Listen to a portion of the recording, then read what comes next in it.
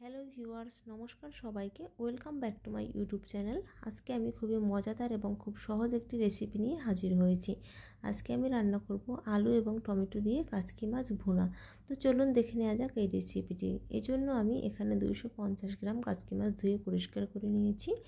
এরপরে নিয়ে নিয়েছি দুটো আলু এভাবে কুচি করে, একটি টমেটো কুচি করে নিয়েছি, 5-6টি কাঁচামরিচ এবং দুটি মাঝারি সাইজের পেঁয়াজ কুচি করে নিয়েছি। এরপরে যে পাত্রে আমি মাছ রান্না করব সেই পাত্রটি নিয়ে নিয়েছি এবং এর ভিতরে আমি দিয়ে দিলাম কুচি করে রাখা আলু, টমেটো, কাঁচামরিচ এবং পেঁয়াজ। সবগুলো উপকরণ দিয়ে দিলাম। এরপরে এখানে আমি অ্যাড করব বাটা মশলা। দিয়ে দিলাম 1 চা চামচ আদা বাটা, 1 চা চামচ রসুন বাটা, 1 চা চামচ হলুদ গুঁড়ো, 1 চা চামচ মরিচের গুঁড়ো, 1 চা চামচ ধনিয়া গুঁড়ো এবং 1 চা চামচ জিরার গুঁড়ো। দিয়ে দিলাম স্বাদ মতো লবণ। সমস্ত উপকরণগুলো দিয়ে হাত দিয়ে খুব ভালোভাবে মেখে নিতে হবে। এই পর্যায়ে কিন্তু মাছ দিয়ে মেখে নেওয়া যাবে না, তাহলে কিন্তু মাছগুলো একদম ভর্তা হয়ে যাবে, অর্থাৎ বেশি নরম হয়ে যাবে। খুব ভালোভাবে সমস্ত উপকরণ দিয়ে মেখে নেওয়া হয়ে গিয়েছে। দেখুন কালারটা কত সুন্দর এসেছে। এ পর্যায়ে আমি মাছগুলো দিয়ে দিলাম।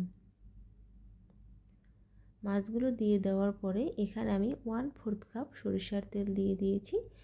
এরপরে খুব ভালো করে আলতো করে মেখে নিতে হবে। খুব বেশি কষলানো যাবে না, অর্থাৎ জোরে জোরে প্রেশার ক্রিয়েট করে এটাকে মেখে নেওয়া যায়, আলতোভাবে মেখে নিতে হবে। আমার খুব ভালো করে মেখে নেওয়া হয়ে গিয়েছে। এই পর্যায়ে আমি দিয়ে দেব সামান্য একটু পানি। খুব বেশি পানি দিতে হবে না, কারণ যেহেতু এটা মাখা মাখা হবে এজন্য। তাছাড়া কাচকি মাছ থেকে একটু পানি বেরিয়েও আসবে। এরপরে চুলার আঁচ মিডিয়ামে রেখে আমি 7 থেকে 8 মিনিট রান্না করে নিয়েছি।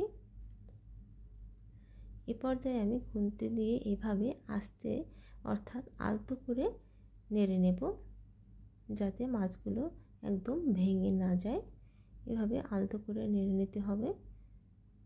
এ পর্যায়ে কিন্তু আমার মাছ এবং যে আলু টমেটোগুলো কিন্তু সিদ্ধ হয়ে গিয়েছে। দিয়ে দিলাম 1/2 চা চামচ গরম মশলার গুঁড়ো এবং দিয়ে দিলাম ধনিয়া পাতা কুচি।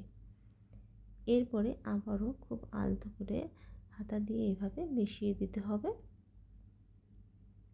এরপরে চুলার আঁচ একদম লো আঁচে রেখে ঢেকে একদম 5 মিনিট কুক করে নেব। তাহলেই হয়ে যাবে আমার কাচকি মাছের এই মজাদার রেসিপিটি।